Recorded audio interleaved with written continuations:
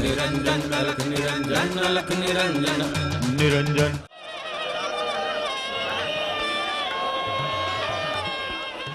सिंहस्थ महाकुंभ में भारतीय संस्कृति का हर रंग नजर आता है।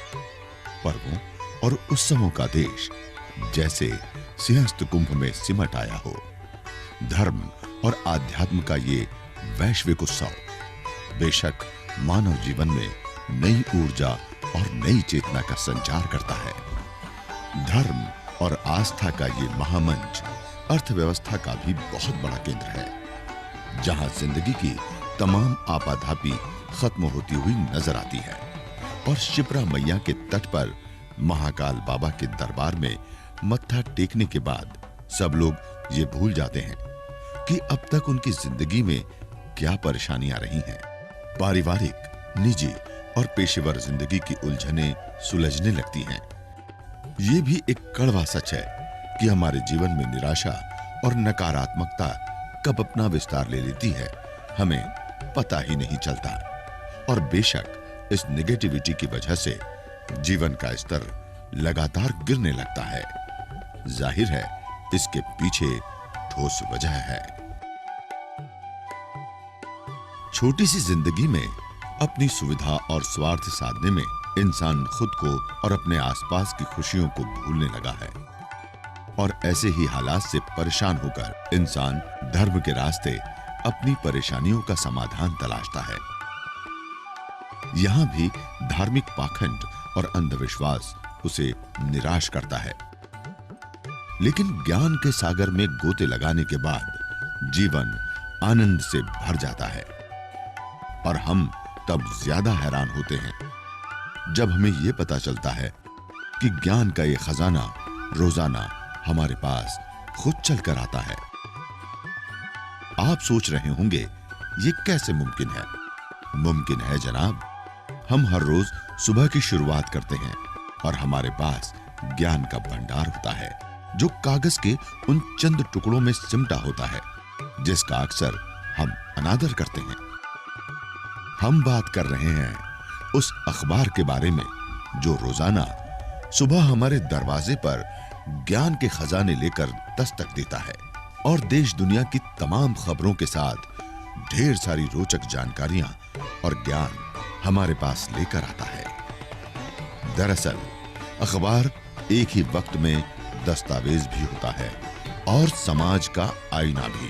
भास्कर जो भी कंटेंट लीडरशिप या कंटेंट इवैल्यूएशन के दौरान जो भी इसके तहत जो भी काम करता है, उसका जो मेन कोर और जो मेन फोकस रहता है वो रहता है कि भास्कर हर चीज़ केंद्र में पाठक को रख के इवैल्यूएट करता है। तो पाठक की ज़िंदगी से हम और कैसे जुड़ें, पाठक के लिए हम और क्या अच्छा कर सकें, जिससे पाठक को ब्रांड भास्कर के हम और करीब ला सकें। भास्कर की भी एक कोशिश है कि हम कैसे अपने पाठक की ज़िंदगी का हिस्सा बन सकें और उसके लिए सबसे ज़रूरी है, देखिए भास्कर के पास जो माध्यम है अखबार, न्यूज़पेपर में क्रेडिबिलिटी होती है, न्यूज़पेपर में एक विश्वास होता है, वो काफ़ी सारे और भी जो पब्लिकेशंस हैं उनके साथ भी जुड़ा है। लेकिन इससे अलग हटके, इससे ऊपर जाके जो भास्कर ने काम किया है, भास्कर ने अपने आप को पाठकों की ज़िंदगी से जोड़ा है। तो नो नेगेटिव मंडे जैसे कैंपेन जिनको दुनिया भर ने सराहा, या ज़िद करो दुनिया बदलो जैसे कैंपेन जिसके तहत हमने पाठकों तक एक संदेश पहुंचाया कि सब कुछ संभव है, सिर्फ आपको हिम्मत करनी है। यही वजह है कि दैनिक भास्कर ने नो नेगेटिव लाइफ के लिए एक देशव्यापी अभियान शुरू किया है ताकि जिंदगी की तमाम नेगेटिविटी को दूर कर पॉजिटिविटी बढ़ाई जा सके। भास्कर ने नो नेगेटिव मंडे की अनूठी पहल की है।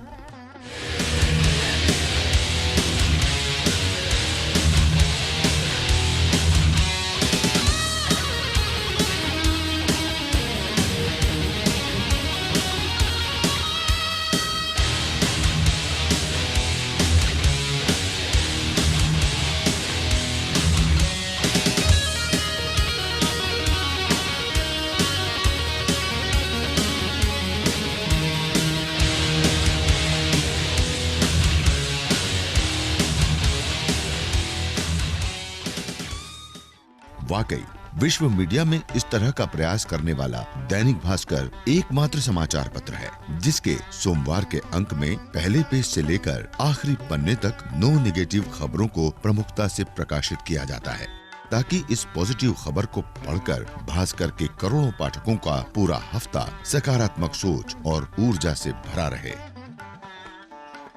जैसा हम सिंहस्थ में भी तमाम मुश्किलात के बीच महसूस करते हैं।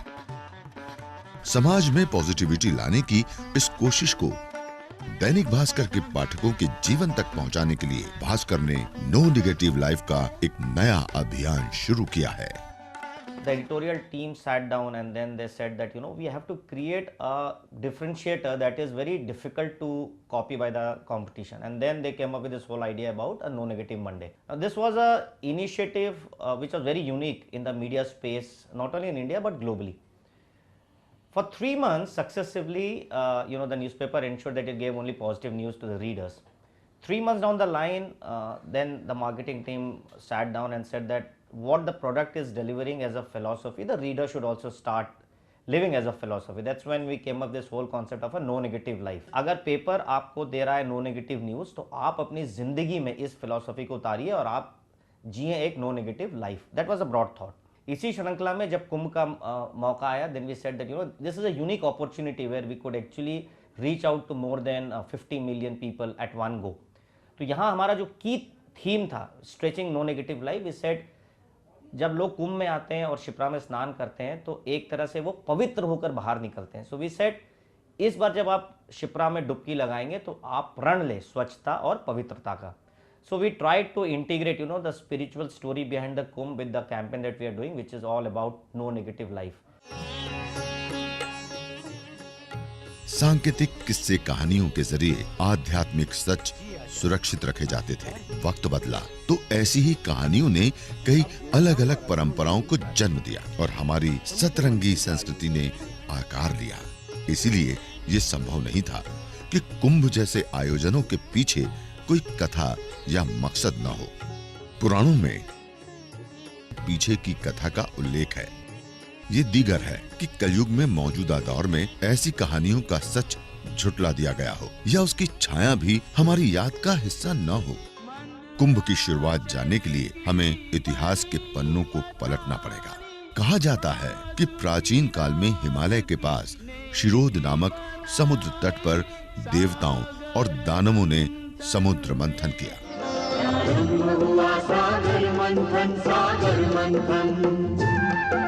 समुद्र मंथन से जो रत्न निकले उनमें श्री रंभा, विष, वारुणी, अमी, शंख, गजराज, धन्वंतरी, धनु, तरु, चंद्रमा, मणि और बाजी शामिल थे। इनमें से अमृत का कुंभ यानी घड़ा सबसे अंत में निकला।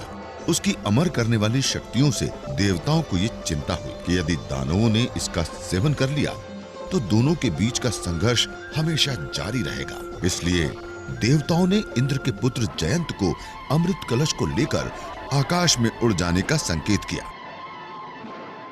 जयंत अमृत कलश लेकर आकाश में उड़ गया और दानव उसे छीनने के लिए उसके पीछे भागे। इस तरह से अमृत कलश को लेकर देवताओं और दानवों में संघर्ष छिड़ गया। दोनों पक्षों में 12 दिन तक संघर्ष चलता रहा। इस दौरान दानवों ने जयंत को पकड़कर अमृत कलश छीनने की कोशिश की। इस छीना झपटी में कुंभ से अमृत की बूंदें छलककर जिन स्थानों पर गिरी, उन्हीं स्थानों पर आज कुंभ का आयोजन होता है, जिनमें प्रयागराज, हरिद्वार, नासिक और उज्जैन शामिल हैं।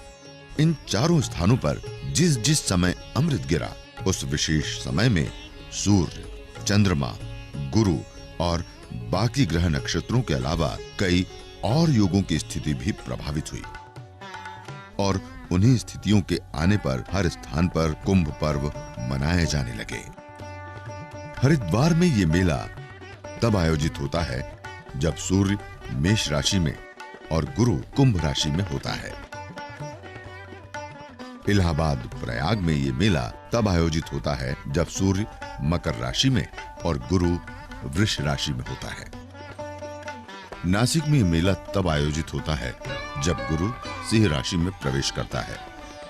इसके अलावा भी जब अमावस्या पर कर्क राशि में सूर्य और चंद्रमा प्रवेश करते हैं, उस समय नासिक में सिंहस्थ का आयोजन होता है। उज्जैन में मेष राशि में सूर्य और सिंह राशि में गुरु के आने पर सिंहस्थ का आयोजन किया जाता है। उज्जैन और नासिक के मेले के समय गुरु सिंह राशि में होता है, इसलिए इस मेले को सिंहस्थ कहा जाता है। आकाशे ताड़कालिंगम पाताल हटकेश्वर मृत्युलोके महाकाल लिंगम तैलोक नमस्तुते। आकाश के अंदर यह पुराखिल ब्रह्मांड जो है 3 खंडों में विभक्त है। इसको आकाश, पाताल और पृथ्वी के रूप में हम देखते हैं। आकाश को हम समझ नहीं सकते कि आकाश के अंदर कौन सी ताकत पे आकाश खड़ा हुआ है। आकाश के अंदर ताड़केश्वर भगवान वहाँ के अधिपति मालिक है। पाताल को तो हम सिर्फ सुन ही रहे हैं, पाताल तो हमको दिख ही नहीं रहा है। तो पाताल के अंदर हाटकेश्वर भगवान वहाँ के अधिपति मालिक है। मृत्युलोक के महाकाल लिंगम, मृत्युलोक के अंदर भगवान महाकालेश्वर जी इस पूरे मृत्युलोक के अधिष्ठाता है। और इस जगह जो सिंहस्थ बनता है, यह पूर्ण रूप से पूर्ण कुंभ बनता है। हमारे यहाँ कुंभ नहीं होता है। हमारे यहाँ से यहाँ पे अवंतिकापुरी के अंदर का ज्योतिषी और वास्तुशास्त्र के हिसाब से पूरे संसार का भौगोलिकरण का स्थान है। भगवान महाकालेश्वर जी पूरे पृथ्वी की नाभि चक्र के ऊपर विराजमान है। और नाभि चक्र के ऊपर विराजमान होने से यहाँ से जो कर्क रेखा जाके सिंह राशि में प्रवेश करती है, सिंह राशि में प्रवेश करती है और गुरु महाराज के 10 महायोग बनते हैं। उससे पूर्ण सिंहस्थ की यहाँ पे प्राप्ति बनता है। यहाँ पे उज्जैन का कुंभ सिंहस्थ कुंभ महापर्व कहलाता है। ये नगरी अपनी विशिष्ट महानता के लिए भी पूरी दुनिया में मशहूर है। प्राचीन ग्रंथों में कुरुक्षेत्र से गया को 10 गुना, प्रयाग को 10 गुना और गया को काशी से 10 गुना पवित्र बताया गया है। कुशस्थली अर्थात उज्जैन को गया से भी 10 गुना पवित्र कहा गया है। शिप्रा नदी ने उज्जैन के महत्व को और भी बढ़ा दिया है। वैशाख मास की पूर्णिमा को शिप्रा स्नान को मोक्षदायक माना जाता है। उज्जैन में शिप्रा स्नान का महत्व हर 12 साल पर आने वाले सिंहस्थ कुंभ महापर्व में और भी ज्यादा माना जाता है। सिंहस्थ कुंभ में हालिया दौर पर नजर डालें तो 2004 के मेले में करीब 3 करोड़ श्रद्धालु यहां पहुंचे थे और आंकड़ा इस साल के सिंहस्थ में करीब 5 करोड़ से ज्यादा तक पहुंचने की उम्मीद है। इस आधार पर ही राज्य शासन ने सिंहस्थ 2016 के लिए 3,183 करोड़ रुपए का बजट स्वीकृत किया, जबकि सिंहस्थ 2004 में यह बजट 262 करोड़ का था। और सरकार की कोशिशों का ही नतीजा है कि इस बार उज्जैन की दिशा और दशा दोनों बदल गई है। कस्बानुमा उज्जैन अब महानगर जैसा विकसित हो गया है। सड़कों के निर्माण में ही राज्य शासन ने 362 करोड़ रुपए खर्च किए। लगभग 100 नई सड़कें तैयार हुई, वो भी सेंट्रल लाइटिंग के साथ। इसके साथ ही उज्जैन को 14 नए पुल की सौगात मिली। श्रद्धालुओं की स्वास्थ्य सुविधाओं को ध्यान में रखते हुए राज्य शासन ने पुराने टीबी अस्पताल परिसर में 7 मंजिला अस्पताल का निर्माण कराया, जो सिंहस्थ में आने वाले श्रद्धालुओं के स्वास्थ्य का ध्यान रख रहा है। श्रद्धालुओं को आकर्षित करने के लिए पुराने मंदिरों को पहले से सुंदर बनाया गया। उज्जैन में जो सिंहस्थ 2016 का आयोजन हो रहा है, इसके लिए मध्य प्रदेश शासन ने 3,000 करोड़ से अधिक के स्थायी कार्यों की स्वीकृति प्रदान की थी। उसी के कारण आज बाहर से आने वाले श्रद्धालुओं को किसी प्रकार की असुविधा का सामना नहीं करना पड़ रहा है। हमने 13 ब्रिजेस बनाए हैं, लगभग 200 किलोमीटर से अधिक की रोड का एक नेटवर्क खड़ा किया है, पुराने मार्गों को चौड़ा किया है और इस प्रकार एक स्मूथ ट्रैफिक फ्लो के लिए एक पूरी कार्य योजना को मूर्त रूप दिया है। आज की स्थिति में बाहर से आने वाले लोगों को मेला क्षेत्र में पहुंचने के लिए अनेक मार्ग उपलब्ध हैं। हर मार्ग से आने वाले व्यक्ति को एक सुविधाजनक मार्ग है जहां वहां वाहन की पार्किंग कर सकता है और मेला क्षेत्र में भ्रमण कर सकता है। दैनिक भास्कर की भूमिका सराहनीय रही कि उन्होंने इस उज्जैन शहर को, जो माना जाता है कि 12 वर्ष में एक बार जागृत होता है, उसको 12 साल ही जागृत रखने के लिए, लोगों के मन में एक सकारात्मक भावना विकसित करने के लिए पॉजिटिविटी को बहुत महत्वपूर्ण स्थान दिया। भास्कर के द्वारा बहुत अच्छी पहल की गई है। उन्होंने उज्जैन शहर के सभी महत्वपूर्ण दर्शनीय और धार्मिक स्थलों और शहर में प्रवेश करने के बाद गंतव्य स्थल पर पहुंचने के लिए किस मार्ग को अपनाएं, उन सब के बारे में विस्तृत जानकारी विभिन्न ब्रोशर्स के माध्यम से दी है और इसका लोगों ने भरपूर उपयोग किया।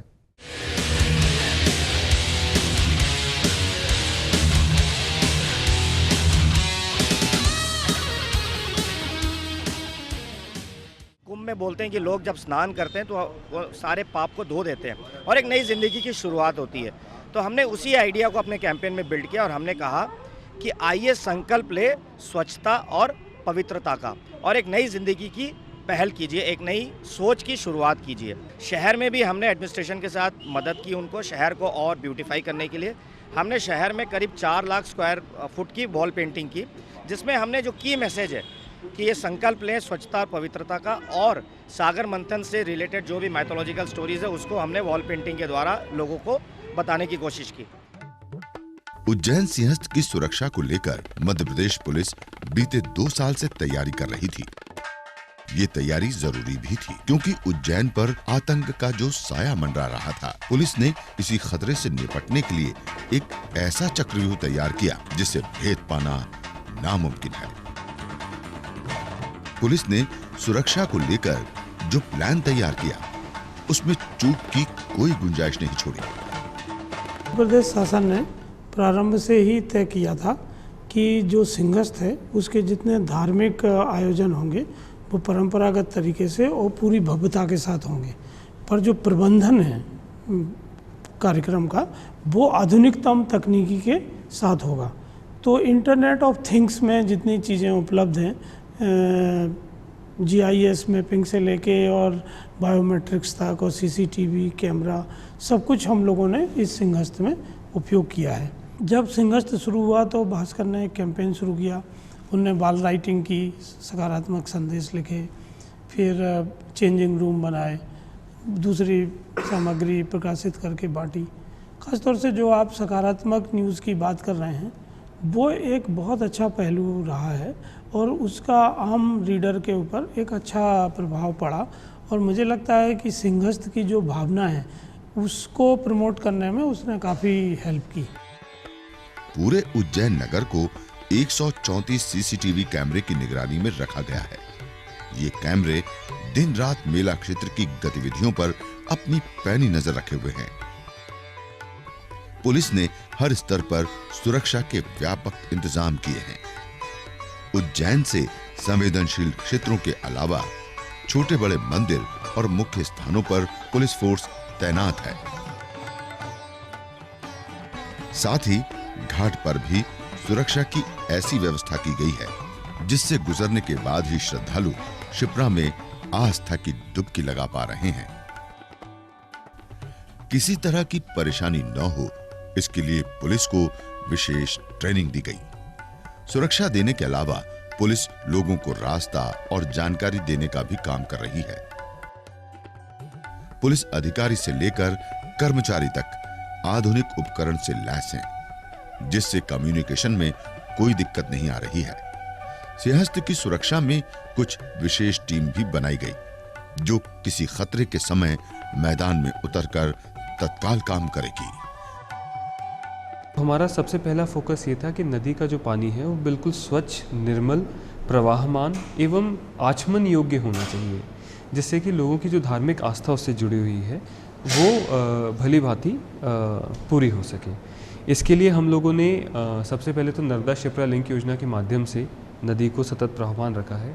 इसके अलावा भी आज की डेट में करीब 100 एरेटर्स और 5 ओजोनाइजेशन प्लांट्स के माध्यम से हम लोग ये सुनिश्चित करते हैं कि हमारी जो नदी का पानी है वो बहुत ही स्वच्छ हो और उसमें किसी भी प्रकार की बायोलॉजिकल एक्टिविटी ना हो।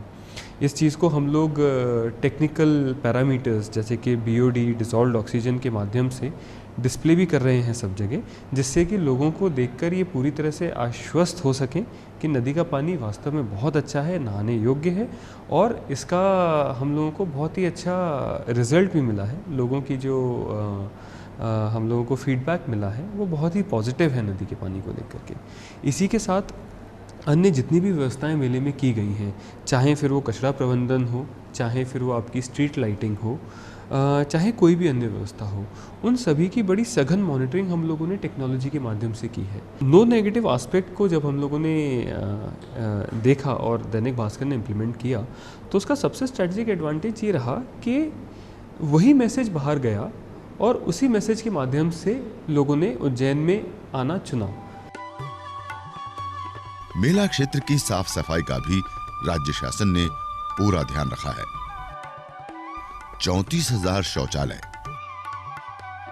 15,000 स्नान घर के साथ 10,000 यूरिनल्स भी बनाए गए हैं। यही नहीं, मेला क्षेत्र में सफाई के लिए हाइड्रोलिक ट्रैक्टर ट्रॉली का भी इस्तेमाल किया जा रहा है। इसके अलावा पूरा मेला क्षेत्र का प्रबंधन करने के लिए सिंहस्थ पोर्टल बनाया गया है, जिसके जरिए अधिकारियों को दिशा निर्देश जारी हो रहे हैं और रिपोर्टिंग की मॉनिटरिंग भी हो रही है। लगभग 4,000 हेक्टेयर लैंड का पूरा मेला एरिया है, उसको जीआईएस के ऊपर पूरा मैप किया हुआ है। उसी के आधार पर हम लोगों ने पूरी प्लानिंग की हुई है, सारे डिपार्टमेंट को उसमें शामिल करते हुए। तो उसमें हमें फ़ायदा मिला कि काम का जो कई बार रिपीटिशन हो जाता है डिपार्टमेंट के बीच में, कई बार कन्फ्यूज़न भी रहता है, वो सारी चीज़ें नहीं हुई। सारे डिपार्टमेंट एक मास्टर लेयर के आधार पर सभी ने अपना काम किया है। इसके पश्चात आने वाले जितने भी श्रद्धालु हैं, स्वाभाविक है उनको उज्जैन में आने के लिए बहुत सारी जानकारियों की ज़रूरत पड़ती है।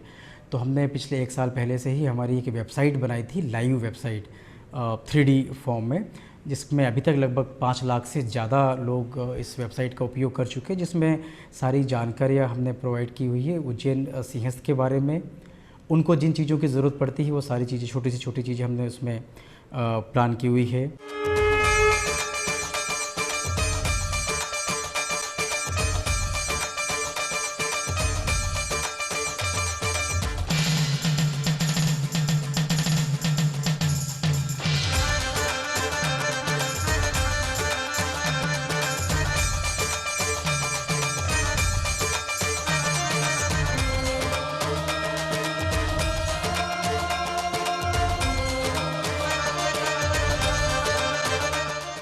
जाहिर तौर पर सिंहस्थ महाकुंभ में सब कुछ पॉजिटिव करने की कोशिश है, जिसे दैनिक भास्कर लगातार आगे बढ़ाने की कोशिश कर रहा है।